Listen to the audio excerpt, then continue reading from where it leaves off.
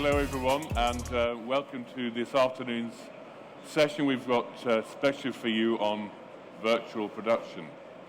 Now, you may have heard a lot about it, wonder what on earth it is, what benefits does it have for the AV community, how you get started, why you should spend lots of lovely money on it, where your development thinking for the technology is going to come from, and try and relate it to your market specifically.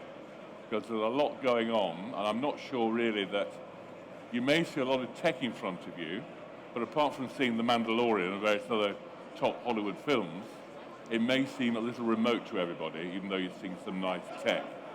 So what we'd like to do this afternoon for a while, about half an hour probably, is to just outline the basics, key points of what virtual production is, briefly how it works, and the benefits. And then we'll go on from there and get everybody's perspectives. And I have an illustrious panel here, and I'll introduce them to you. Sounds like a Radio 4 news program, doesn't it? There you go. At the end is Brian Macauto, who is Director of Virtual Production for Absen, who supply the screens and various other things. Sat next to him on his right is Philip Cooksey. Is it Phil or Philip? Feels good, thank you. You're okay, not being too formal. Unless I'm in trouble, and then go back to Philip. And Philip, or Phil, is Global Vice President of Sales at Disguise. Sat next to him, and the first person I met really from the VP Production is Stacia Pfeiffer, who is a virtual production producer for, is it LUX Machina? Yes. Thank goodness I got that right. I was wondering, actually. My Latin coming in for that one. Yeah. LUX Machina Consulting with design management and tech.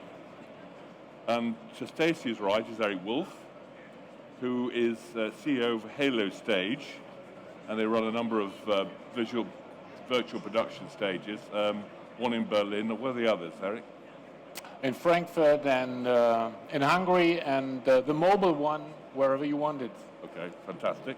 And to Erik's right is Kate Watson, who is the Regional Sales Executive of Pixotope, and I refer to them as a VP Solutions House for want of a better word, but there we are. So we have here people at the thick end of virtual production, from actual producing it, to selling it, to running with it and consulting with it. And they're the sort of three sort of areas that you need to really focus on and get some real hard-edged experience and opinion.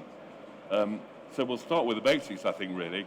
So just to recap briefly, what is virtual production? Do you want to start us off there, Brian? Sure. Well, you are the authority, after all. I mean, I'm very good at crawling. Carry on. There you go. Well, virtual production consists of a wide variety of types of content creation.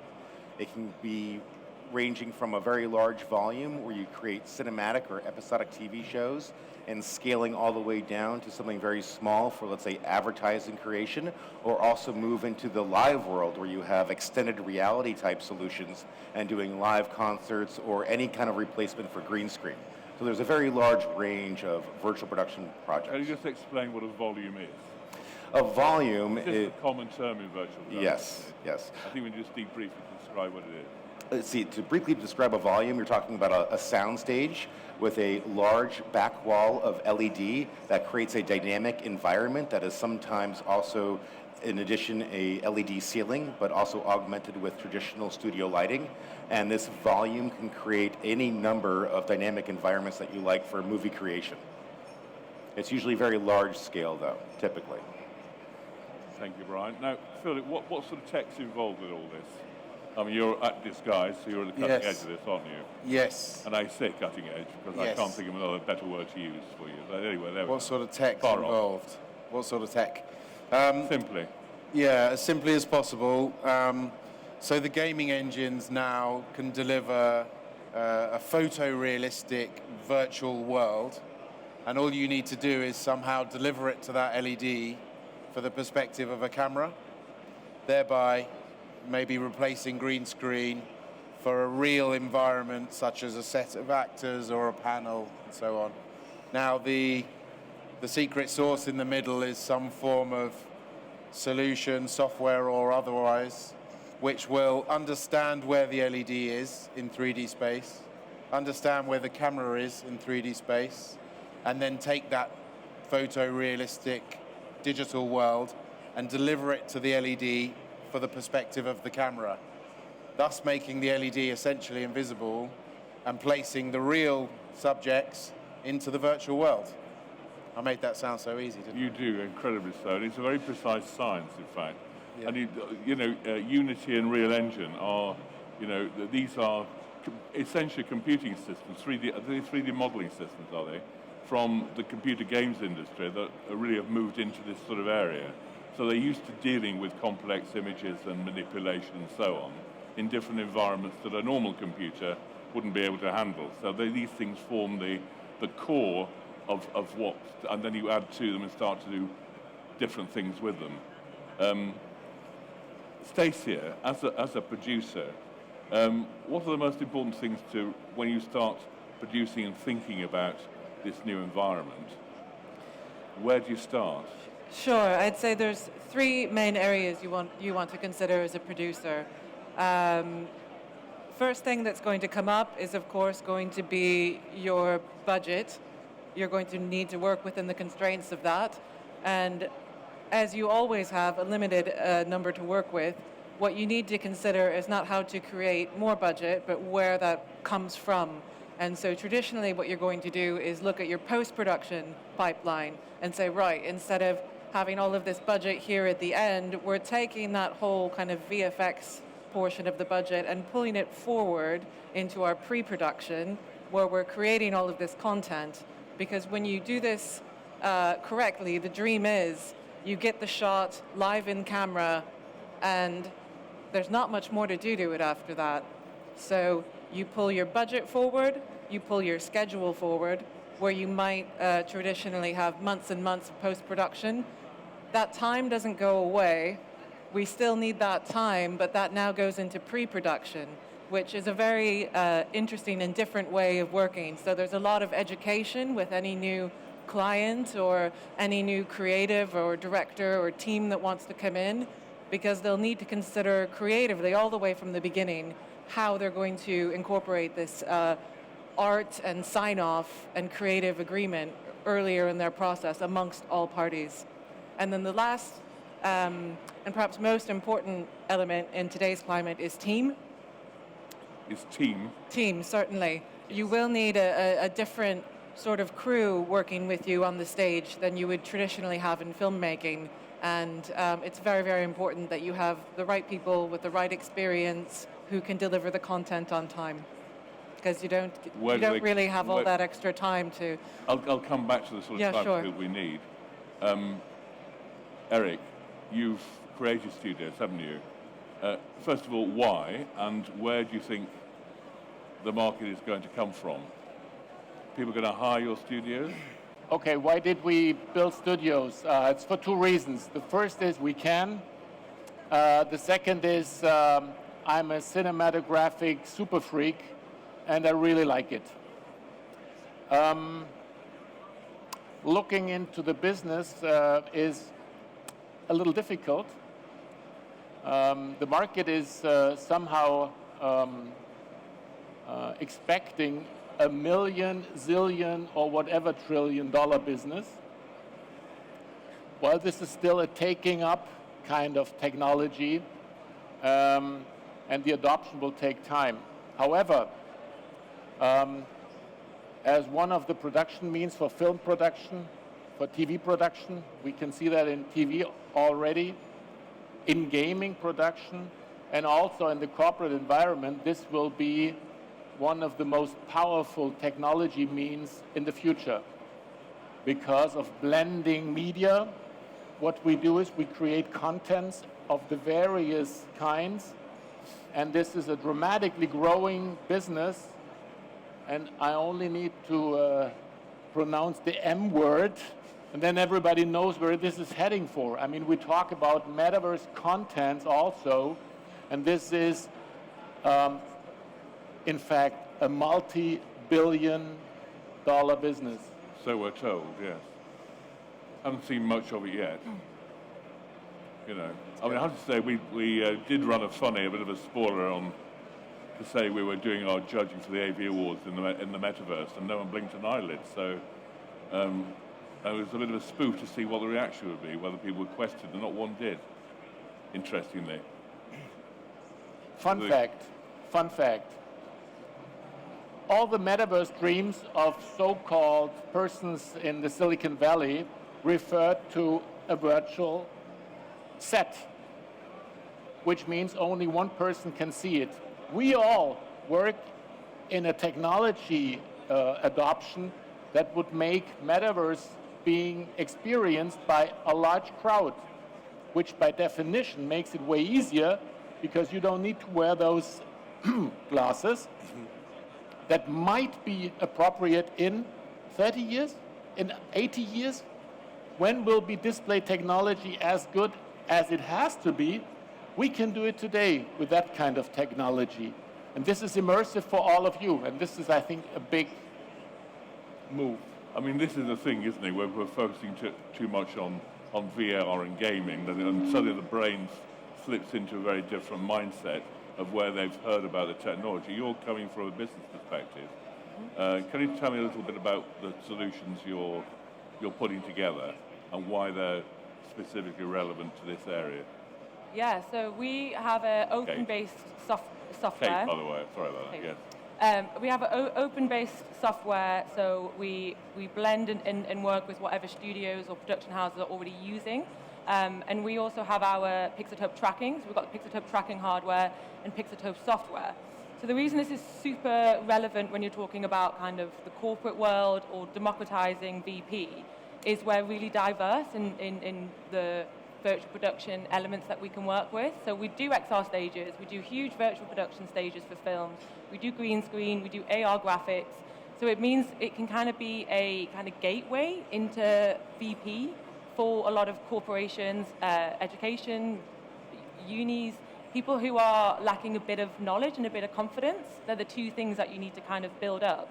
So because it's so adaptable and versatile, people can start with one thing and then move on to something else when they get more confident and more education, and then eventually move on to kind of XR, which can seem so scary for them in the beginning.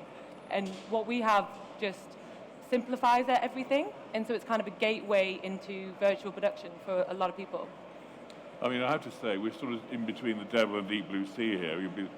We're familiar with all the realities, if you want to call them that, and what we're seeing from this is how well Hollywood and broadcast can use these technologies as they're used on much bigger, different stages. Where I have a problem is how we relate that to a potential user base in business that's looking to do things better than they've been able to do. They don't have public games mentality. They're not. Yeah. They are thinking corporate. They're thinking video conferencing. They're thinking traditional means of communicating to their customers and staff. They may already have started their investment in some facilities that are taking out their office spaces and want perhaps to, say, build a studio for multi-use and everything else. Now, what is going to be the leap from VP that we're talking about here into the corporate and learning world? I know HE is quite hot on this. And what is going to start, how can they evaluate why and what they need? It is very different when you're talking about corporations who aren't from this background and aren't doing it. They're not building stages to rent them out and get return on investment really, really quickly. It's a completely different process. So as I said, I think confidence and education are number one, so that you need to be working with a company who is willing to handhold in a sense, get people interested, educate them. You've got to have a great customer success team who are willing to put in the training and kind of make sure that everyone knows exactly what they're doing so they can make the most of it, because this is just brand new. There's no natural kind of thought process going on for this because it's so new to them. And I think confidence is huge as well. They need to be confident in your software, your hardware, whatever it is that you're selling, and your company. But also what I'm thinking about is how do you talk the customer's language for it? I mean, how do you, I guess it's all right you know about gaming and the rest of the tech. The average CEO in a company won't have a clue what that is, but he will see a potential in bettering his communications and ability to put presentations, events, and various other things on, can see the point of it. But, you know, he's going to be looking at a $250,000 price tag and having a heart attack. You know, where are these modular starter solutions, and start to thinking, so, well, this is where we can help with our environment for corporates, where we help for higher education and so on. Yeah. Just talking their language. Yeah, I mean, we all have to be able to talk their language, and the application is vast, so it's so easy to end up down a rabbit hole talking about the tech, when the reality is, and universities is a great example, there's two parts to universities. There's teaching virtual production or XR in a syllabus, and then there's delivering distance learning via virtual production or XR, massively increasing the production value and the experience, not only for the lecturer in a more immersive and rich environment to be able to deliver the best possible lecture, but for the students at home watching on Zoom or maybe even in VR to be able to deliver. It's a completely different experience.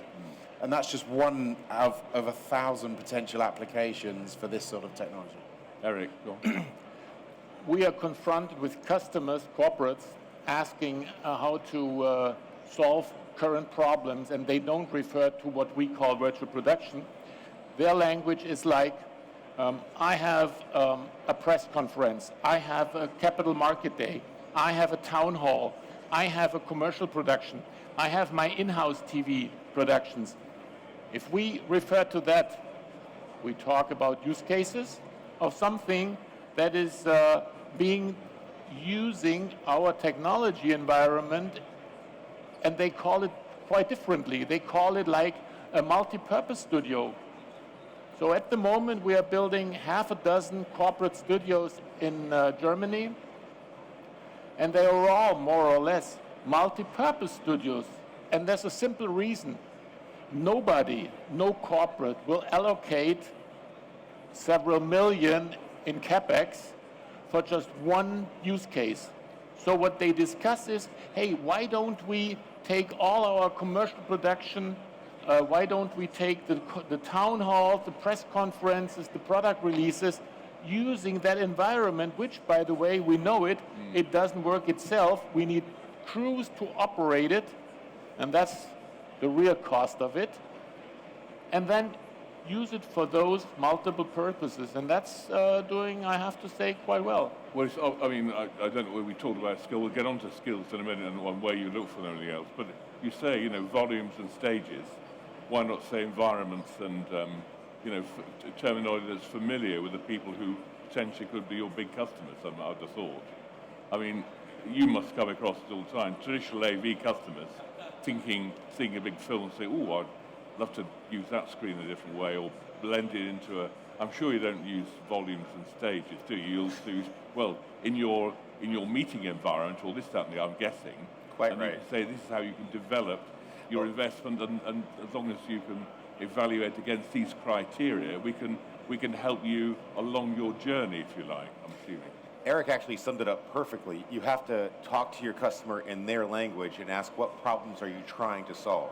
And envision every possible problem that they're trying to solve, with maybe in the idea of being in a virtual production environment instead of their traditional environment. But they don't understand the terminology or the questions to ask, and that's what our job is, to help this communication along.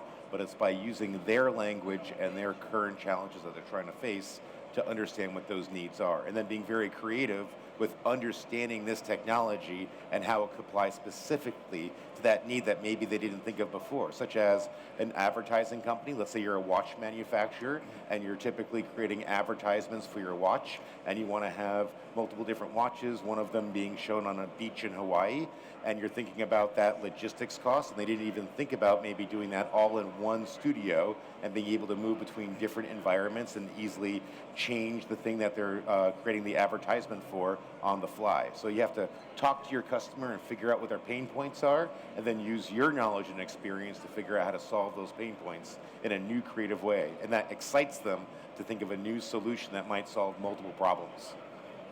Just kind of jumping in here off of those 2 points, I'd say for any new companies looking to get into this space, say coming from advertising, there's a very different speed, there's a very different way of working, and I think it's important for companies who are new to virtual production to ensure that they're allocating a certain amount of time for education for their teams, so they're not perhaps going straight into this attempting to do a shoot or create an advertisement or work on a specific product output, but they perhaps take a small bit of their budget to say, right, how can we educate our teams to be more forward-thinking in this space and ensure we have a grasp of all of the tools that are available?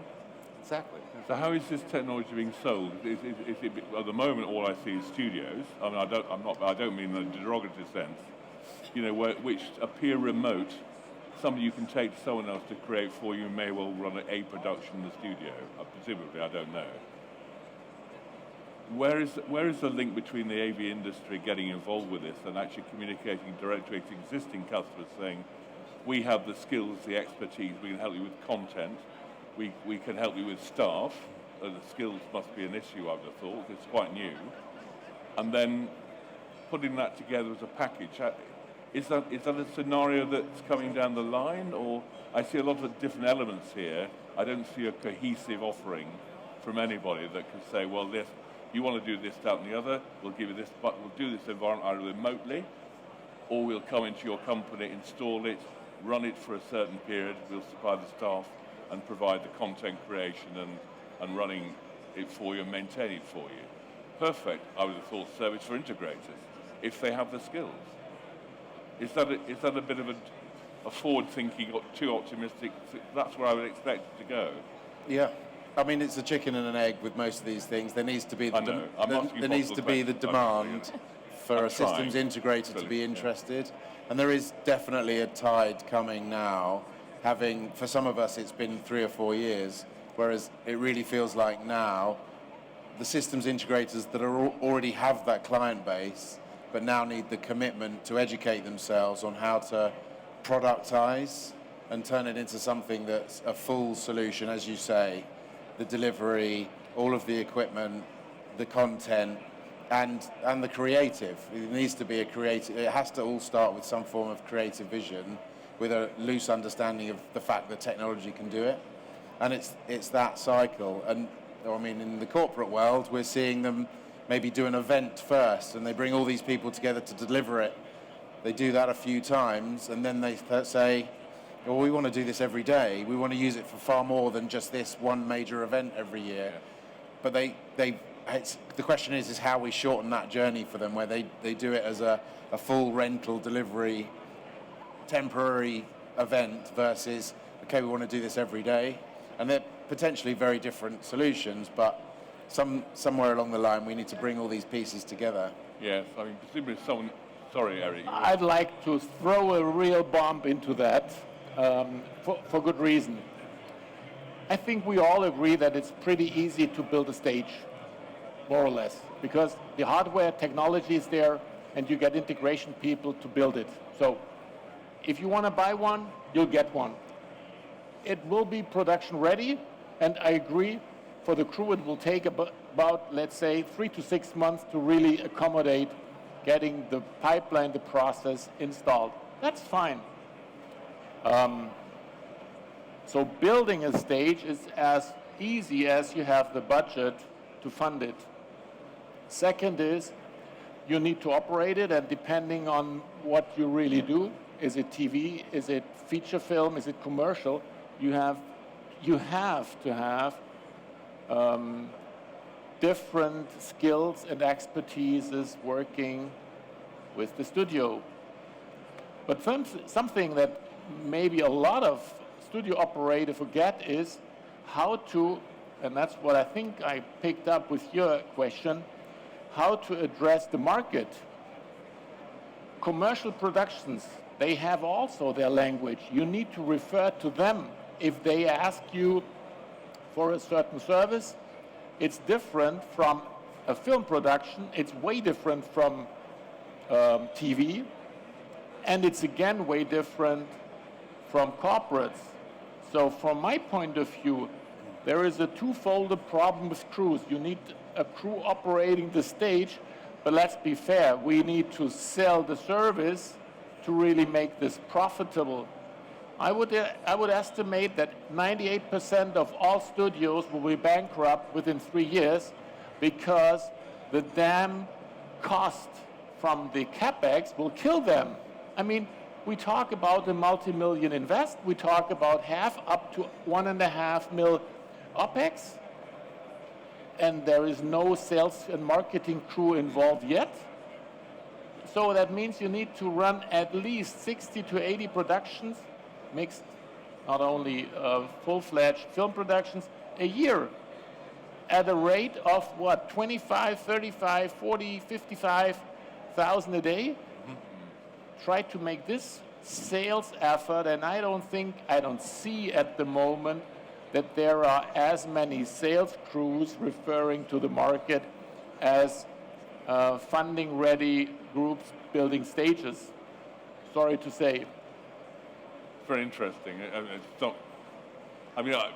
Those who invested good money in broadcast studios like the banks, and already in Bloomberg, for example, who are pretty based on the broadcast medium, can develop it and do it in stages according to where their need is. I mean, I've seen lots of financial programs at Bloomberg and the news in the US, where we've only seen this so far, and the weather and things like that, where there are obvious elements on there that come up. In the UK, you're just thinking, well, it's beginning to be seen a bit, isn't it? The BBC's trying out new stuff. And it is becoming almost, it's like false immersive, isn't it, really? You're engaged by it, but if it's done well, you are, and it can be very off-putting if it isn't. So it almost puts it, it's in between you and getting the information. And if it interferes with it, then it's not good. And people are so distracted by it at the minute. But I think the new users, the new early adopters, are going to be those who've already put their toe potentially in the broadcast market, I'm guessing. I mean, the skills for a start. I mean, as a producer, you've been at the sharp end of all this, haven't you? I mean, where do you find within this area are the most challenges? Is it in content, which is always very expensive and can be quite complex and a long time to develop, or in the skills that you need to run the technology itself and to maintain it? I mean, there's Sure. skills and other things, aren't there? So there's a few different departments that you're looking at. Some of them are easier to staff than others. So we have our systems teams and technicians to actually run and operate the LED wall. You do have quite a lot of crossover from the live events industry. Oh, right. So that's where a lot of that staffing has come from. A lot of people have been moving over from live events into film and broadcast.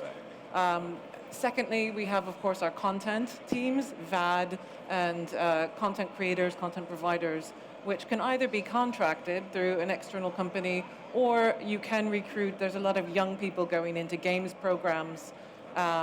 So I'd say that's also potentially a bit easier. I think that the trickiest skill set to find are potentially the on-set specialists, like a virtual production supervisor, who understand camera, have worked in film before, can speak with the DP, understand f-stops, and can sort of translate between your VAD and your virtual teams, and then your on-set operating teams. This is a very rare skill set still. So. Absolutely, very expensive, I'm guessing. Well, quite rightly so too. How far has Absen got, Brian, with new prospects? And I'll put you on the spot now. You are the spokesman for this sort of thing anyway. Absolutely. So how far you used to work for these guys and other Yes, companies I did. before, so you're probably most qualified to speak. What's the market looking like, and where have you seen early opportunities? Well, I mean, Absen, as a long-time LED company, is specifically developing LED just for virtual production, and that has caused us to create a lot of actual success with our products, getting them into virtual production volumes. So we do have quite a bit of draw from our marketplace into this technology. Obviously, there are some LED manufacturers that are very well known in this industry, and we are now producing products that would offer a reasonable solution for them as well. And we've had quite a bit of interest in them. So I think we've been very successful in marketing virtual production as a company like Absen. Are we going to read, Chris, it's like next generation experience as one way of avoiding the word production, anything to do with film and anything to do with complicated technology that might put people off. Are we going to have to radically rethink our vocabulary, not just for the industry, but generally how we speak about these things? Because it is a disruptive technology, isn't it? I thought we wouldn't see one for a while, but it just could be genuinely hugely disruptive. Yes, absolutely. Provided we get the price point right, the technology is reliable and works okay for people who may be not au fait with those traditional young people's technologies, if you want to call it that. The phone thing, fantastic. The watch, brilliant. You see instant application, virtual learning, tailor-made, fantastic, really improving the educational experience, helping lecturers to communicate more effectively, and having a real buzz for students who feel shortchanged by their current remote learning experience. They're watching it like a video game. If it enables them to absorb information in a better way, that's got to be fantastic. But then again, you're up against the budget, aren't you? So how that develops, I don't know. But the business schools, whether remotely in the Middle East, for example, where they're spending a lot of money on new educational establishments, will be in there like a shot, because that's how they'll differentiate, by getting the business of new students coming to their doors. Mm-hmm. So you can see instant potential from 2 or 3 areas. It's a question of how the corporate world will react to it, which is where most of the money is, I'm guessing, potentially. I'm sure there is a lot of money in the corporate world for potentially small volumes to solve certain types of content creation that corporations need to do, absolutely. Obviously, certain corporations are creating external content for people to watch, and some corporations are creating internal content for people to watch. Yeah. And there are definitely virtual production volume solutions for both those types of projects that a corporation might have. I have a nice calculation for you guys about the studios, okay? There is at the moment about 300 virtual production stages worldwide.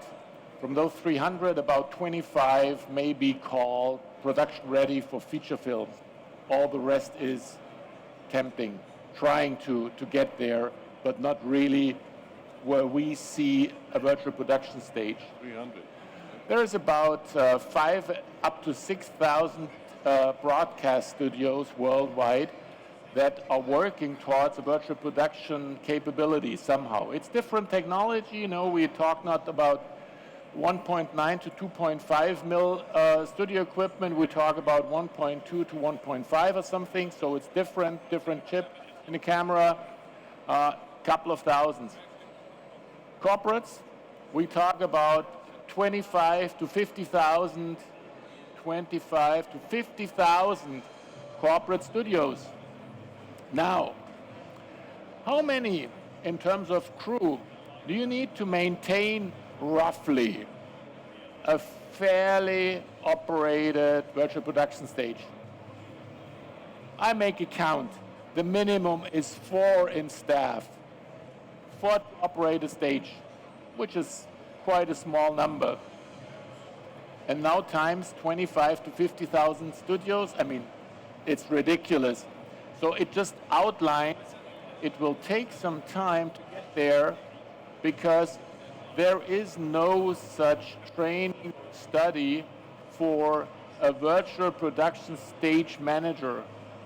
That is coming up, that is being installed, and there will be universities educating people, and over time we will get enough. But I think at the moment we really have a bottleneck, not on the technology side, but on the operator side. I wonder whether Ravensbourne and the effects industry, which is dominated by British companies and all over, high standard really, it's attracting younger people in, whether they will probably lead the way of it, because it's the classic way of hopefully attracting younger talent that's familiar with all these other markets into our market, because the word 10 years. It will take 10 years. It will take some time. Yeah. Well, I have to ask you, Stacia, how do you end up as a virtual producer? So I came from live events. I was a stage manager. I was working on music festivals. And I think really all of these skill sets are very transferable. So I think this is one potential solution to that problem.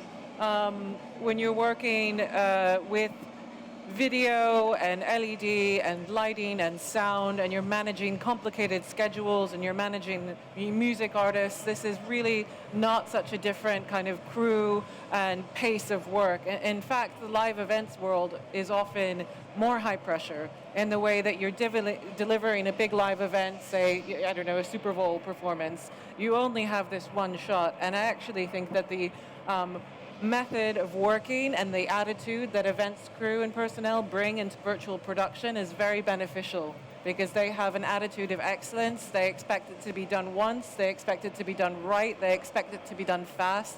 And I think if we're willing to train and educate people, there's a wonderful kind of wealth of knowledge already out there that we can recruit into virtual production.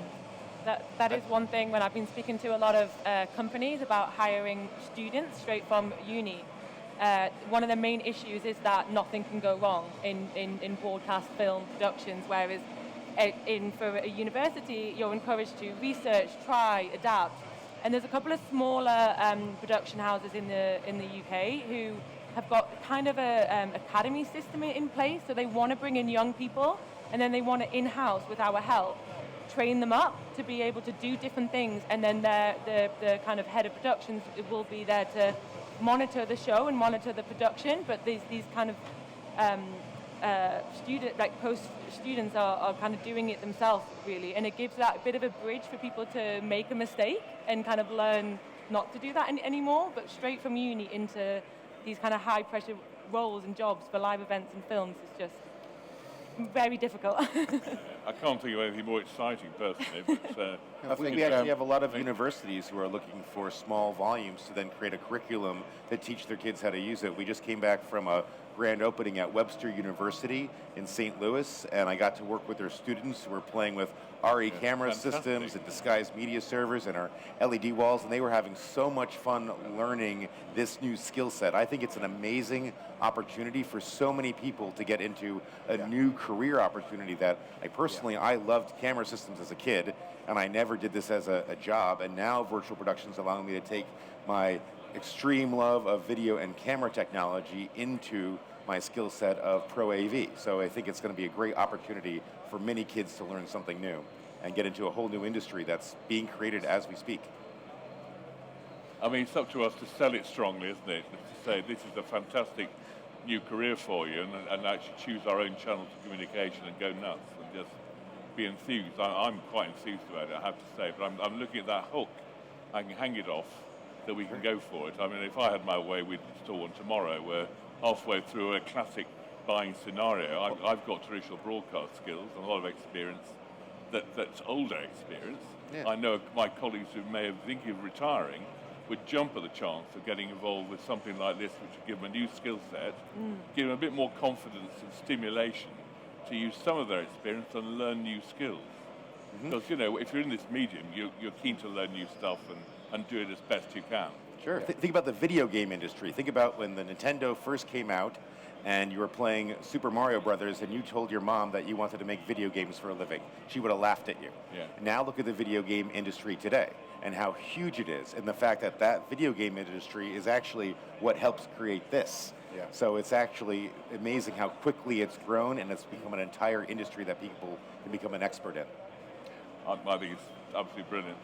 And the sort of closing sentence from each of you that you think we should be leaving everybody with about virtual production? In a nutshell? I think technology, attitude, skills, whatever. I think it is extremely complicated, and that is fair to say for everybody. So don't overcomplicate. Don't complicate it further. But it's very complicated, and that's not a thing to be afraid of. But it's okay if you are. But there's people out there, there's companies like myself and some of the panel who are there to help and assure and guide and educate and give confidence to people. So it's very complicated, but there's ways to simplify it, get involved in it, and get going. Erik, I have a little wish to you guys from Absen, okay? I want to have a CMYK WW 1.2 mil 360 hertz LED that's bendable for at least $3,000 a square meter. I have a lot of questions for you on those requests. We can get into those after the panel, yes. Stacia, is it people or skills related, do you think? Sorry? How can we get more virtual producers? What made you suddenly get into it? I mean, did you have an opportunity one day and thought that's a good thing to go into and look at an extra live event skill type of thing, or did you think of it separately? I'm not sure what the impetus was. I think I kind of fell into it. I'm not sure if that's everyone's pathway. This is a question that's from a man who's got a 42-year career and never planned one element of it and just moved in. I don't know how I've ended up where I have, quite frankly. So, you know, we all see opportunities differently, don't we, in a sense. Some are planned, some aren't.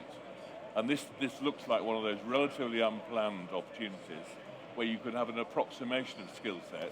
Yeah. You're willing to learn more, but you'd like to take that I'd say step into for anyone who's interested in getting into it, potentially, especially people from a live events background, the pace, as we've discussed, is a little bit slower. And it's not that you are leaving room for error, because you're not. You're on a film set. This is very expensive. You know, every hour that you're there costs money.